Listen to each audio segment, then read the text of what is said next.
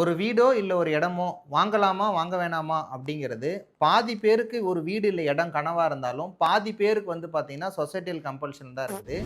கனவா இருக்கிறவங்க கனவ ஃபுல்ஃபில் பண்ணுங்க. சொசைட்டியல் கம்பல்ஷனால நீங்க போய் வந்து பார்த்தீங்கன்னா வாங்காதீங்க. இது வந்து பார்த்தீங்கன்னா, ஃபர்ஸ்ட் பாயிண்ட். செகண்ட் பாயிண்ட் உங்க கையில எவ்வளோ சேவிங்ஸ் இருக்குது அப்படின்றதுக்கு ஏத்தா மாதிரி வந்து பார்த்தீங்கன்னா, ஒரு 60 to 70% வரைக்கும் கூட நீங்க சேவிங்ஸ் போட்டு ரிமைனிங் உள்ள 30% வந்து வச்சு அத நீங்க வந்து பார்த்தீங்கன்னா, ஒரு லேண்ட் வாங்கலாம். அதுக்கப்புறம் அந்த இடத்துல உங்களுக்கு புடிச்சா மாரி கன்ஸ்ட்ரக்ட் பண்ணலாம். இத விட்டுட்டு ரெடி டூ ஆக்குபையா இல்லாத எந்த வீட்டையும், எந்த ஃப்ளாட்டையும், எந்த இடத்தையும் முன்பணம் கட்டி புக் பண்ணி 1 வருஷம், 2 வருஷம் கழிச்சு வெயிட் பண்ணிட்டு வாங்குறது நெறைய பேருக்கு பிரச்சனையா இருக்கு. இது சம்பந்தமான நெறைய வீடியோ YouTubeல இருக்கு. எல்லாம் ஓகே நீங்க வாங்குறதுன்னு முடிவு பண்ணிட்டீங்கன்னா, உங்களுக்கு அது இமிடியேட் ரெஜிஸ்ட்ரேஷனா இருக்கணும். உங்களுக்கு அது இமிடியேட் பொசஷனா இருக்கணும். உங்களுக்கு புடிக்கல அப்டின்னா, அது உங்களுக்கு எப்பயுமே அது புடிக்காது. உங்களுக்கும் புடிச்சிருக்கணும் 1. 2வது உங்களோட அஃபோர்டபிலிட்டில இருக்கணும் 2. 3வது அதுக்காக கடன் வாங்கணும்னாலும் கம்மியான கடன வாங்கிட்டு நீங்க வந்து பார்த்துறணும்.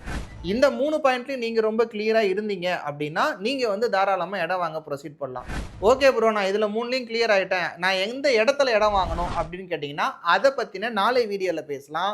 உங்க வீடோ இல்ல உங்க பழைய ஆபீஸோ எங்க இருக்குது, எங்க வொர்க் பண்ண போறீங்க அப்படிங்கிறத பொறுத்து நம்ம இடத்த சூஸ் பண்ணணும். அத நாளைக்கான வீடியோல வந்து பார்த்தீங்கன்னா பார்க்கலாம். இந்த மாரி ரெகுலர் வீடியோஸ பார்க்கறதுக்கு எங்களோட Instagram சேனல ஃபாலோ பண்ணிக்கோங்க.